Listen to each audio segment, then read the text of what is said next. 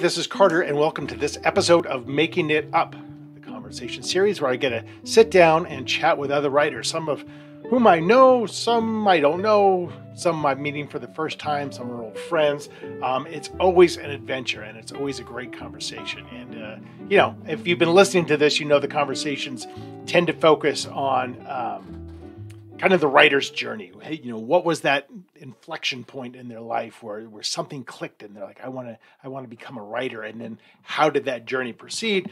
Other times we kind of just dig right into the mechanics of it all and talk a little shop about the act of writing and the world of publishing. And I'll say today's episode leaned a little bit towards the latter. But before I get into that, I just want to mention, as some of you know, I am launching my new company, Unbound Writer, where we are featuring writing retreats for all levels of writers, one-on-one writing coaching, and we will soon be offering online classes as well. So really trying to educate writers, not only about the art of writing, but the psychology of writing and in the publishing industry as well.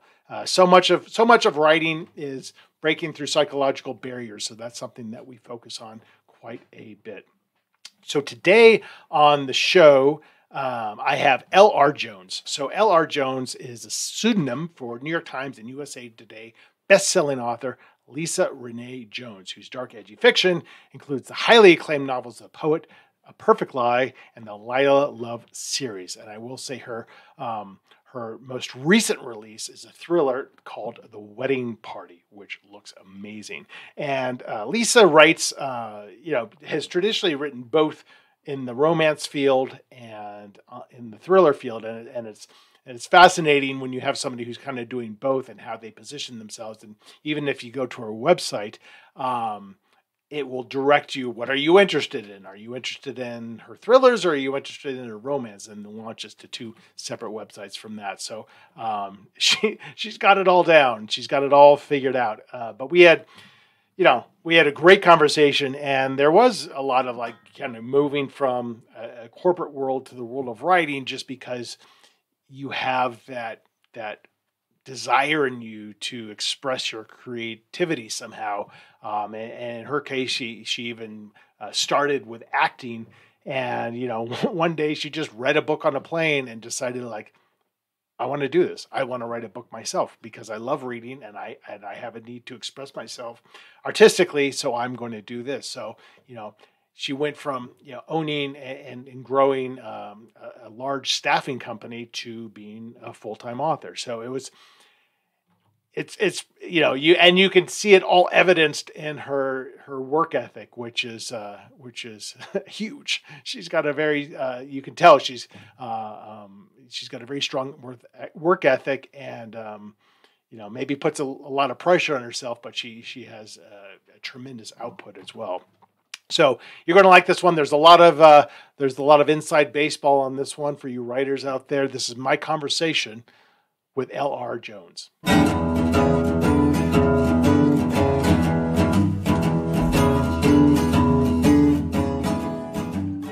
Besides writing thrillers, I know we have a couple things in common. We both live in Colorado. Oh, really? I didn't know that. I am in Erie, just in eastern Boulder County. What about you? I am in Colorado Springs and Monument. I kind of go between both. And then I host Readers Take Denver and Aurora once a year. Okay. Yeah. Have you been in Colorado a long time? Well, we were trying to figure that out the other day, because how long has it been since I left Texas? I think 15 years. Yeah. It's been And 27 for me. Yeah, no, I agree. I love it too. Yeah, it's such a beautiful state, and I don't know, just everything about it. I still walk out my door and go, wow, I live here, Right. Yeah, you don't want to not take it for granted. When you drive west and you're just looking at the foothills of the mountains, you're just you try to appreciate it, even 27 years in. I remember my wife and I at the time were in Miami, and we were thinking about having kids, and we're like, Miami is not is not the place to raise a family, I don't think. So we were It's a good party town. Yeah, right. Not a good, I have a 6-month-old town. Yeah. And the other thing we have in common is I saw you have a golden retriever, and I have a 16-month-old golden retriever, my first golden, and she's lovely, and she's also a nightmare. So I have her We, locked out right now. we have two, and the youngest is about like that. Yeah, she's right at two. Yeah. Yeah, they're So good I dogs. know, I feel you. Oh, they're the most amazing, amazing best friends. They're just wonderful. Yeah, they just want a lot of you. They do. They're So just all goofy fun, and I love yeah, that. And yep, such gentle souls too. yep. I used to people used to say, "Oh, before I got Goldens, I'll have nothing but Goldens." And I do worry. I've always worried about the cancer gene in Hmm. them, and I'm like, oh, I don't know if I can do that. But then we had a cat who was obsessed with golden retrievers. We don't know why. When we lost her, it kind of felt like, let's get a golden. Yeah, We're ready yeah. for the cat and love. They mine's a girl, and they had kind of said in regards to the cancer, which they do have a propensity towards, that waiting to spay them until after their first cycle medically somehow lessens those odds. I don't know what the I was science is told behind that it. too. Yeah. So I did that, and hopefully, knock on wood. I know, same here. I mean, we lost our cat to cancer, so that was where I was like, oh my gosh, I don't know if I can do that. But we actually started a charity, Julie's Friends, to help sick animals in her honor, and Oh, that's we started Readers Take Denver. It was a way to help support our charity. So we're big animal people. Yeah. that's fantastic. So you Yeah. you briefly mentioned Texas. So you did you grow up in Texas, or where did you grow Yeah. up? Yeah, I grew up in Austin. Yeah. But Oh, I actually nice. owned a very large staffing business all over Texas. So it's like a lot of my old employees are like, wait, oh my God, how did you become, CEO to, writer? And I'm like, it was always in me, Right. yeah. It's a weird thing, isn't it? Because I went through a similar situation where I didn't start writing until my 30s, and I was embedded in the corporate real estate world, and you're embarrassed a little bit by it because you don't know how, you don't think you're any good, or Yeah. Are you going to do it well? Yeah. right. So you don't want to tell people about it. And then things start taking off a little bit, and you're like, do I do? Or is like, if you're not owning your own company, like, is this a problem? If I mention that I'm also this, are they going to think I'm not putting enough time into my job? When the Yeah. reality of it is, as you figure out how to do both. And it's Yeah. not terribly difficult, but it takes commitment and dedication and fierce scheduling. It does, God, a while back, I spoke with Frida McFadden, who's huge, taking over the thriller world. She's like, at least last year when I talked with her, she was like a full-time ER doctor on top of what she does. And I'm like, That's stress. that's like, wow, how do you write that many books that are so good and you're still a full-time ER doctor? But that's pretty impressive. Yeah. Yeah. I mean, for me, it's writing an hour a day, and even now that I'm doing it more full time, like, I don't write all day long because my brain doesn't work like that. But if you do it every single day, it doesn't take all that long to put a book together. If you know what you're No, I doing. write fast. I do. I'm used to writing on a pretty fast deadline, but I write 7 days a week when I'm in Yeah. that zone, and Yeah. I live the story. So Right. I that helps, But then there's other times I do like to have more time when I can like let it just kind of percolate in my brain. And I say a lot of times I can say, oh, I was writing all day. Only actually, no, I wrote an hour and a half because I spent the rest of the day thinking Right. about Right. it. Because there is something, right, when you're under a tight deadline, or you're just even a self-imposed deadline that you're rushing through it, that sometimes you sit there and think, like, what if I'm not finding the perfect solution to the story because I'm rushing myself and I'm not giving myself that time? But then I sit and try to give myself that time. I'm like, I just want to write. It's weird. And I think that's where it comes alive in the editing, right? You're like, let me just get it down. And Yeah. hopefully my subconscious was working on some level that the Yeah. story is going to be good. But now let me be thoughtful and mindful about it, going through the edits, and like tease out the things that really stick out. I don't know how your process is. It's funny. I had I sometimes if I have a little bit of space from the manuscript, which is what I prefer, I figure out that there were things that I didn't think of that I thought I would. So my real process that I prefer is to have a little bit of time, because like I gave this proposal to my agent a while back that was going to be for, you know, another project I was doing. But we decided it wasn't the right time to take it out because I had this and this and this going on. So when it was almost time to take it out, I opened it back up and I went, oh, thank God we didn't take it out then. Yeah. And I changed so much. And I'm like, Yeah. okay, this goes back to reiterate in my mind. I'm really good to set it aside and think. And I actually read that in Stephen King's Yeah. book, Writing. He talked about that. And I think he's very right. He is very right. It's, you know, you read On Writing by Stephen King if you're an aspiring writer, and some of it's amazing and some of it's like just unrelatable. It's like, okay, finish that book, print it out, put it in a desk for 6 months while you're working. I'm like, well, this is the only thing I've got. Yeah, you're not all Stephen King. Right. But it's true. I mean, the only times I ever go back and look at my stuff is if I'm being asked to do a reading. I'm like, okay, and I start looking at it and I'm like, this could have been better. We're hard. No, I have early works that were published with New York publishers that I got the rights back because I do not want anybody to read. That's how much I hated them. So I have a series that it's on my romance side. I have a romance pen name, but it actually was a thriller as well. And it's one that I had optioned all over Hollywood. It's been like I call it my champagne and roller coaster series because it's been like to the point of we're going to cast, oh, studio head was fired. I mean, like I had all kinds of things like that happen. But yeah, I mean, I think that I can't remember where I was going with that. What were we talking about? Just that you got rid of it because you didn't like it. Oh yeah. So before, like when I wrote that series, I like changed my point of view that I was writing in. It's like I felt like I came into my voice. But anyway, when that series went to auction and I talked to the editor, she's like, you know, I edited one of your books from such and such. I'm like, I'm sorry. Like, she's like, what are you talking about? It was a great book. I'm like, oh God, it was not great. It was not at all. It's a weird perspective, right? Because everything's a timestamp of who you were at that time. It's like watching TV shows. What you like now isn't what you liked maybe 20 years ago, but it's a reflection of who you were. I was just having this conversation yesterday actually about finding your voice and point of view. And I kind of feel like it's once you find the point of view that speaks to you the most closely, that's when your voice comes out. And for me, it was transferring to first person present tense and all of us. And actually as a female protagonist, doing all those three things at once, I'm like, oh my God, there's a freedom that I'm experiencing here that I hadn't felt before. So you feel intimate, you know, don't you think? What's that? Writing first person is much more intimate, I think. Yeah, and for me, it comes naturally. I know for a lot of people it doesn't, but third person past, I just feel a little bit detached, which obviously is the point of it.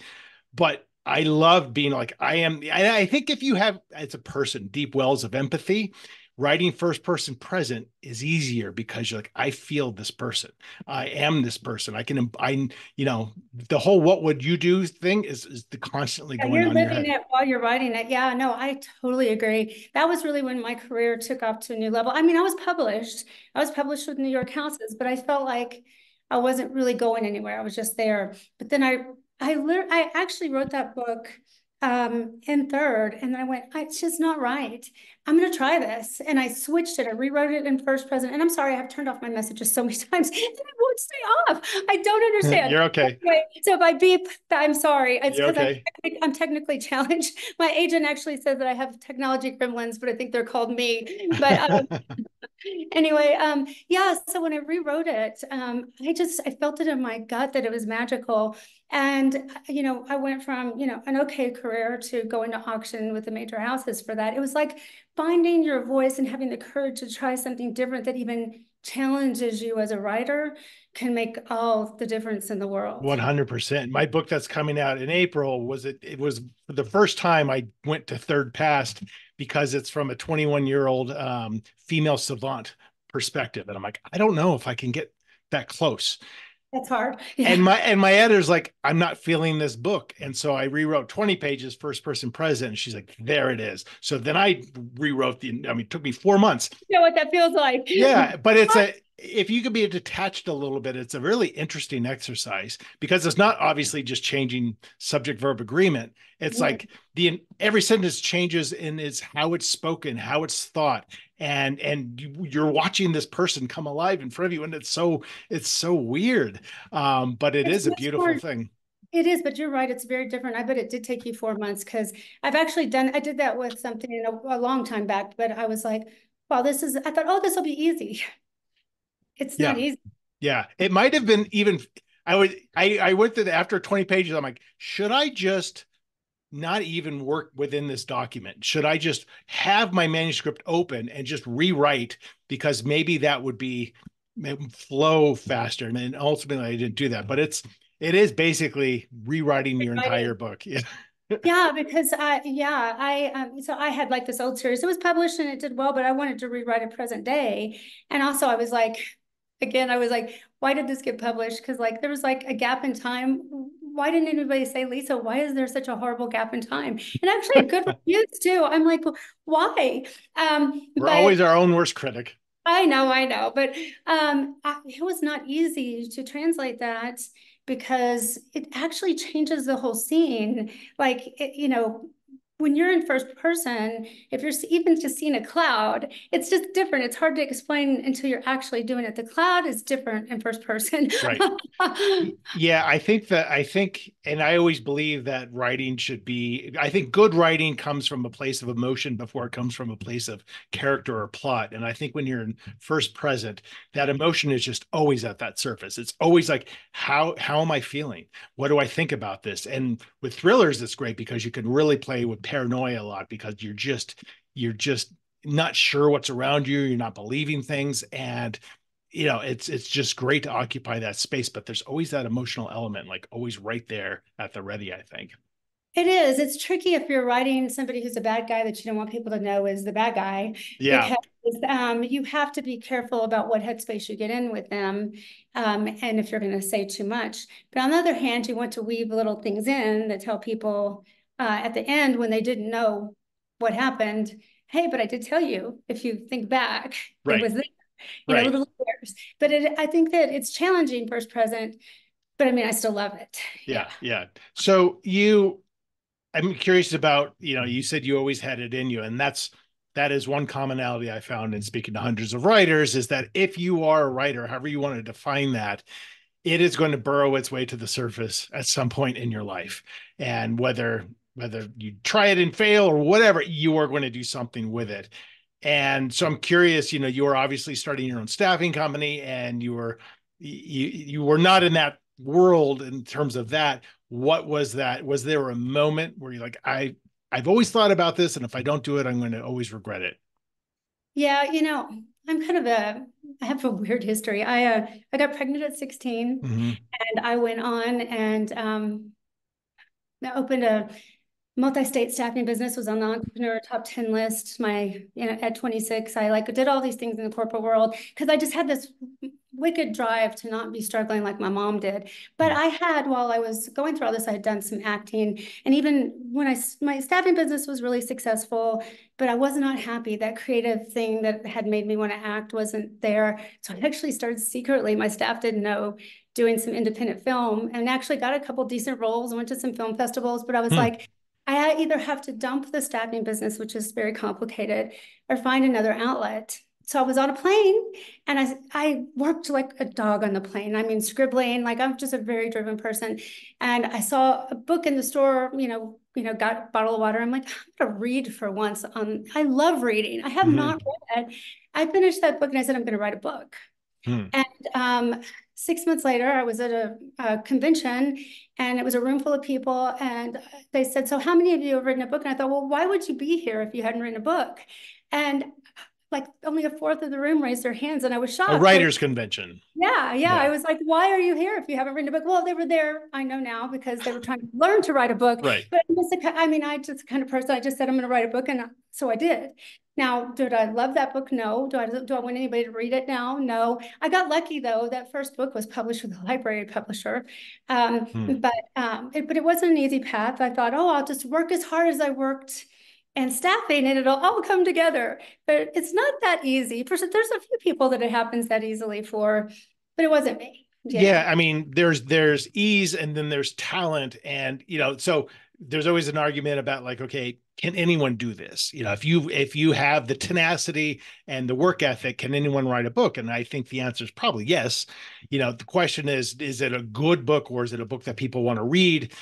I look at my own experience having come from zero writing background and now having done it for 20 years.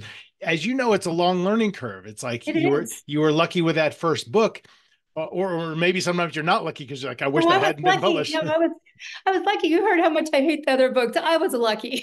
Yeah. But you realize no matter what you do, no matter how hard you work, it just takes time for your brain to click into place, like we were talking about with voice, of just like, oh, okay. And then at some point it just starts feeling Muscle easier. memory and muscle memory. Like I'm sure you know this. Like if somebody says to you, write a full length novel, you just know how to write a full length novel. You're not Right. figuring how many pages go in each chapter. It Right. just paces and goes that way. If they say write a novella, you can just pace it and do it. Like it becomes a part of us. Yeah. Whereas when you start out, you're going, how many pages are in a chapter? Right. And Right. it The does. struggle, the sentence to sentence struggle. I mean, I always liken it to working out. Like when you first start working out, you don't know what you're doing and you're sore as hell the next day. And then after years and years, like, I know what I'm doing. And, I'll keep challenging myself. But I just remember those first sentences. I'm just like, I can't, how do I know if this is good? And it was like pulling teeth trying to figure it out. And then now the actual sentences, that's all easy. That just flows out of me. It's figuring out Yeah. the story is perpetually difficult Yeah. because I don't outline, but that's also where the joy is like what happens today. What is your do you have to know what's going to happen in your books? No, I actually, and I have to warn my editors, if I put this in a synopsis for you, it will It's not, going to be change.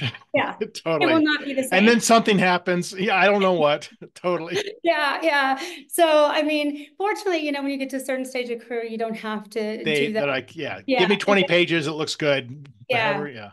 yeah. Because and then and your editors get to know you too. But yeah, oh my gosh, that series I was talking about, Inside Out, that has been all over the place. It's a complete like whodunit kind of thing that went through 5 books. So it was like very tricky. Every little thing led to something that happened in another book. But I never knew. I'm like, oh, there were those roses in that other book that could be this plot twist thing that was a clue. It's like, I love writing like that. Sounds like you do too, where it's just little things pop in and you're amazed how your mind actually probably knew to go there before you even did. Right. Yeah. Or Easter eggs from a totally unrelated book that like, I don't know if anyone's going to catch this, but it amuses me to say that this person went to this university that happened to be the university in another I love it. standalone. And maybe they get it, maybe they don't. But I do it, I write for myself mostly. I'm like, this is the story I want to tell. I think it's something I would want to read. And fingers crossed, hopefully the editors are going to want to read it too. It's fun when your readers notice it and they go, "Oh my gosh, that character is from such and such. I know that character." And I always love that because also it's like, wow, that's a really loyal reader who's been with me through many Right. books. So that's fun. Right. Yeah. So Yeah. I don't know if you get these questions, you probably do, but people might ask you like, well, how can you write both romance and thrillers? And I would contend that there's such a through line between both of those because they are so emotionally based. I think the best thrillers are just so tied to the human experience, and I think the best romance is as well. Did you when How does your mind work when you're thinking about between the two of those? Well, I do think the characters matter a lot. So obviously, your characters driving, your plot in a lot of ways, at least for me. Although there are many plot-driven books, I think for me, characters are always at the core of everything. But also, I always wrote an element of suspense. So my editor at Harlequin, when I was writing little category novels, was like, "Can you stop killing people, Lisa? This is Harlequin romance." She's like, "Can we negotiate that you only kill one person?" Oh And wow. okay, so That I that can would be a hard rule to follow. One person? Are you kidding me? Maybe I in know. chapter one I'll stick to one person. I know. I was like, but I'm holding you to that. I at least get one, but yeah. So I always had that in me. That first book I sold to a library publisher was a romance, but it had a serial killer. But I think, I don't know, and I get the questions like, why do you write so dark? What is it that's so which I think is a little bit of a cop out question, because I contend everybody has these thoughts. Everybody, watches these shows that are like, ooh, this person's going to die or what's going to happen. It's Oh really yeah. dark stuff. I'm like, well, I like conflict, and I like to watch my heroes struggle. Of course I want them to ultimately prevail. Hopefully, maybe they don't, but they have to work for it. Because it's a visceral experience, right? Your experience, like, if this were me, what would I do? But I can view it safely through my words rather than through reality. Yeah, no, I agree. I mean, there's a slight difference. Like, when you're writing a romance has to be the driving factor in the story. So you're like, is there romance in this chapter? Is there romance in that chapter? Mhm. So I do have to do a little bit of a brain switch. The story's not driven by a romantic element at all. So that has to be extracted. And that's also part of your word count. What are you putting in the story to give it beef?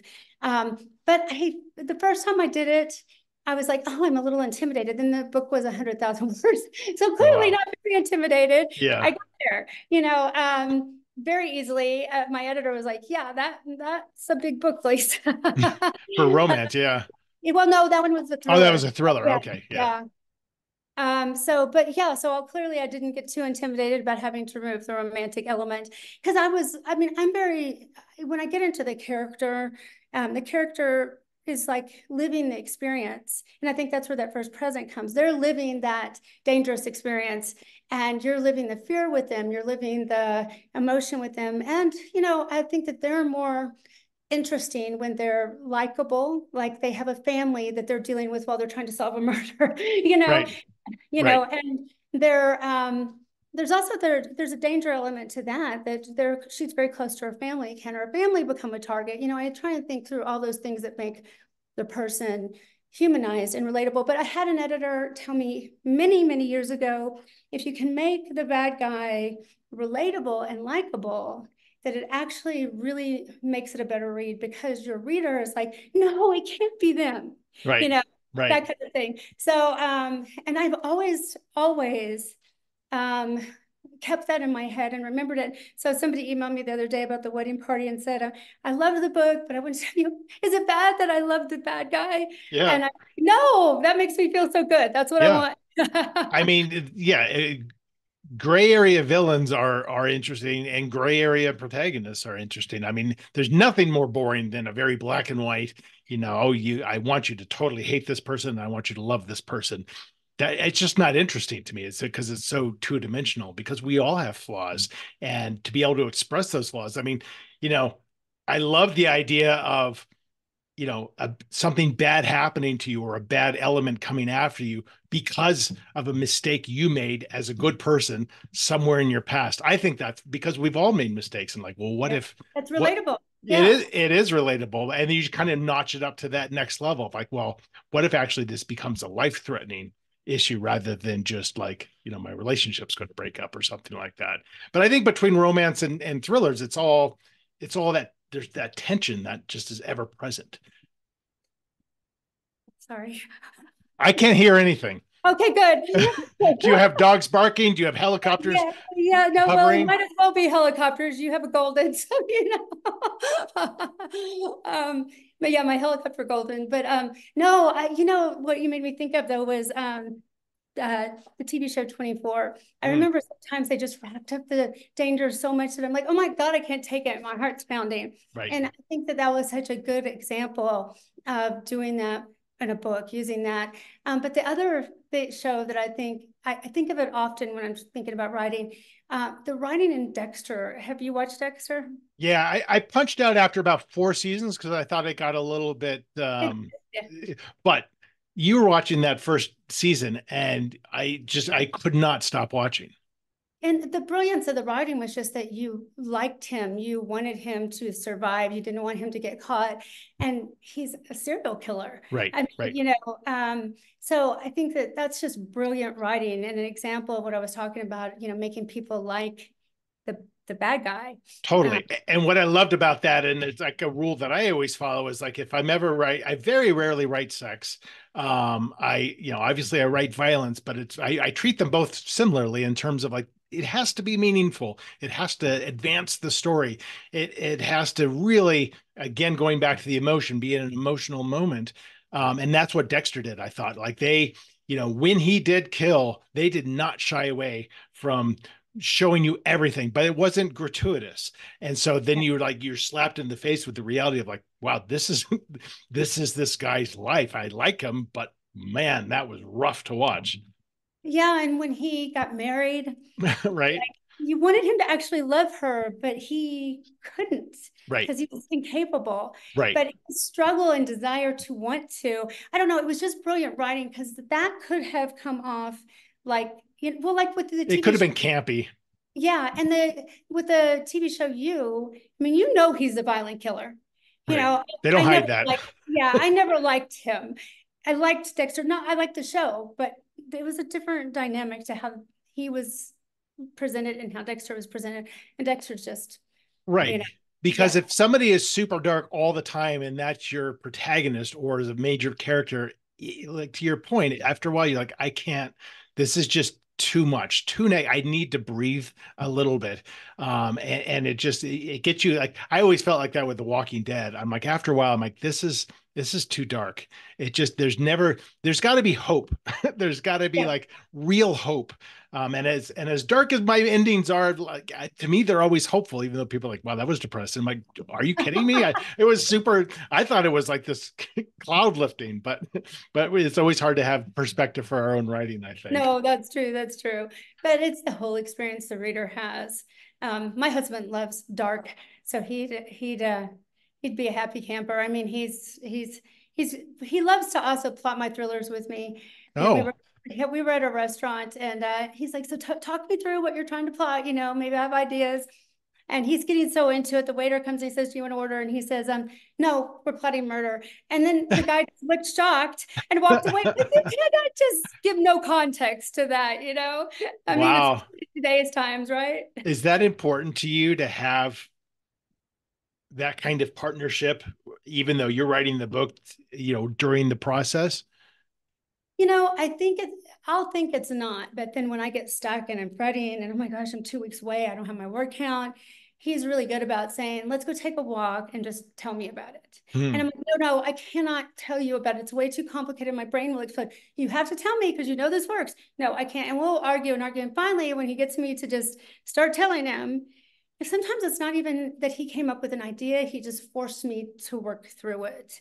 And Hmm. so that helps me a lot.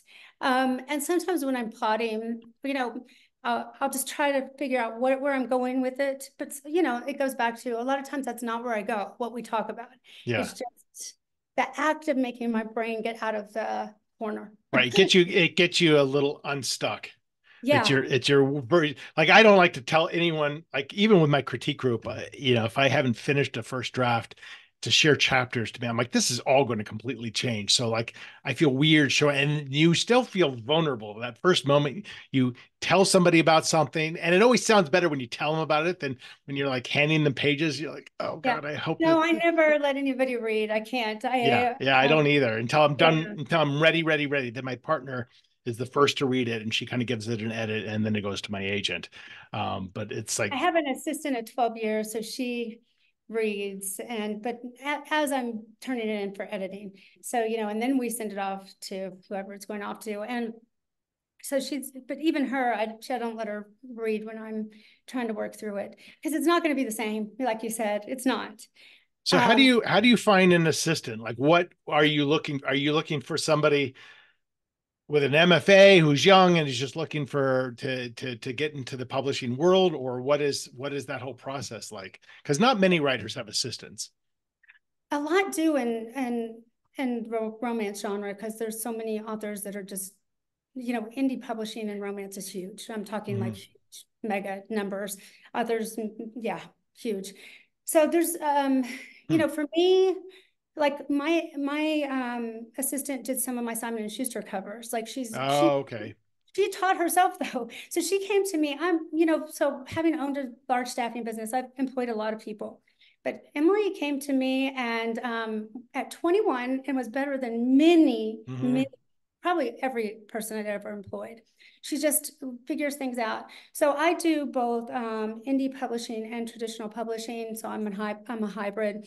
And so for my indie stuff, I actually have to edit myself, create the covers, get the manuscript up. But writer or like Frida McFadden, most of her stuff is or was indie. I think she's now sold most of her print rights. So we have to do all that back end stuff ourselves, advertising, That's a everything. lot. It is. But I mean, I think that I don't find that I do that much different from my traditional books, though. I mean, they put you through a trillion edits. But my assistant knows me so well, she can go in and do my editing for my manuscripts for my publishers. Right. She does, sometimes I have to control her. She wants to stat everything, which for listeners is when we tell the publisher, no, you can't change that. Right. Right. So they send you your manuscript and they have it all marked up. And then you have to go through it and figure out what they have changed and what you think is okay. And if you really want to fight about it. And then they do it about 4 more times. And those editors all change what the other editors changed. And, I've had my very first published novel with New York. They sent it was Harlequin, and they sent it, which is Mira and Grayson House and all those big houses, combined. They sent it off to India to be edited. And right before the deadline, it came back and there were sentences backwards. So you think that going traditional is better. Literally, I don't know how it was possible, but the words were backwards. I called my editor and I'm like, I'm freaking It's a out. riddle. It threw the whole manuscript. And then another time, Wow. a series that the character, her family was killed and she's in hiding. And so her name is Laura, but she changed it to Amy. But there's a few places where she is called Laura. So the copy editor said, oh, this is an error. She clearly didn't read, changed every name in the whole book back to Laura. And it was about to go to press and they had a really strict deadline. It already had sales into bookstores and all. And you couldn't go in and do a name change switch because sometimes it really was supposed to be Laura. And that's with a New York publisher, Wow. like one of the big houses. Wow. Yeah, because people are human. I don't think a lot of times people realize what goes on behind the scenes, that we're just trying to get the book perfect to the It's reader. chaos. Yeah. But then I have the one I told you that has been all over Hollywood. We've been at Stars, Paramount, everything. And it was going through some script stuff in Hollywood. And so I was listening to the audiobook at the gym and I'm here working out really hard, listening. And all of a sudden I stop and I go, oh my gosh, this book is like, it had hit the Times. It's been read many times, well reviewed. She got in the shower with her clothes on. Nobody has noticed. This book, I mean, how has nobody noticed that this it was I'm sure some Goodreads reviewer pointed it out. No, nobody. No review had it. It was a really emotional scene or something was going on that somebody was in jeopardy of dying. Like it was an emotional scene. So all I could think is that maybe it means I got the emotions so right that people were just focused on that. Right. Yeah. That's funny. Oh my God. To have the book go through all of that and be that far along and still have that. Oh, there's still reviewers or readers will still find typos after so many professionals have read it. My favorite was I had a book that it went to galleys and nobody noticed that they had accidentally deleted about half of the chapter breaks. So you would have these chapters that would just continue on, even though the setting had changed, maybe the point of view had changed. It made no sense. And I freaked out because that's going to reviewers. So, but you realize like, okay, what can you, there's nothing you can do, but it makes you a nervous wreck. It does make you very nervous. Well, Lisa, we're going to wrap up. Before we do, we're going to do a quick storytelling on our own. If you're up for it, this will take about 2 minutes. Okay. It's very fast. I've picked 3 books kind of at random. They're actually all galleys. And you're going to choose one of those, and we're going to choose a random sentence from a random page. I'm going to read that sentence. And then that's going to kick off then you're going to give me maybe the next one or two sentences that happens. We'll make up a story and we'll alternate back and forth for just a couple minutes before I'll call it a day. I've got Kelly Simmons, Where She Went. These are all thrillers. Emily Smith's You Always Come Back, and Carl Von Dro's Saving Miles. So choose one of those. All those covers are so tempting. Yeah, aren't they tempting? I think number two, I like that dark bluish. You Always Come Back. Yeah, by I just talked to Emily. She was fantastic. So give me a page between 1 and 300. 11. Oh, that's my lucky number. Intriguing. All right, I'm going to quickly scan it. Okay, I'm just going to read this, and then you do whatever you want to do with it, and then I'll go and we'll figure it out. The storm is full raging by the time I get back to my cramped house in West End Park. The lights flicker on the porch, and there's a shadowy movement to my right. There's always a shadowy movement because of how many people live here, but it never ceases to startle me. I put the key in the lock and I turn, and it turns way too easily. I realize it's already unlocked. I second a breath and my heart races. I have this sense of foreboding that something is waiting on me inside. I always do this to myself. And maybe it's because of what happened in the past, but I can't seem to ever avoid the thought that somebody is waiting inside my house. I replay the last few hours in my head, don't remember specifically locking it, curse myself, and open the door. I flick on the lights. Nothing happens. I remind myself that he's gone. He's not coming back. And there's no way that he can possibly be here. That part of my life is gone. And it's fine. It's going to be fine. It's not uncommon for the electricity to go out when there's a storm like the one that we're experiencing tonight. But I do have a small backup generator, and I know the security system will at least be powered on. But that's when I notice I don't hear the typical beeping telling me I have 30 seconds to disarm it. I have to calm my heart. It starts racing again. I have to remember what Laura told me. She said just to deep breathe. I start moving my fist around, shaking it. I can't help it. My fingers feel numb. I'm starting to go back to that place I get when I'm freaking out and when I'm panicked.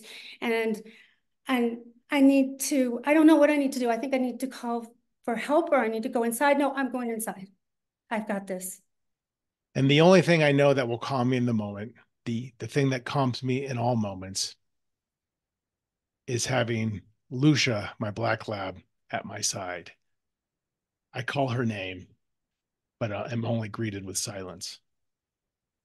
Okay, that's it. Now I'm freaked out. Okay, we'll call it there. No, I heard the character, but no.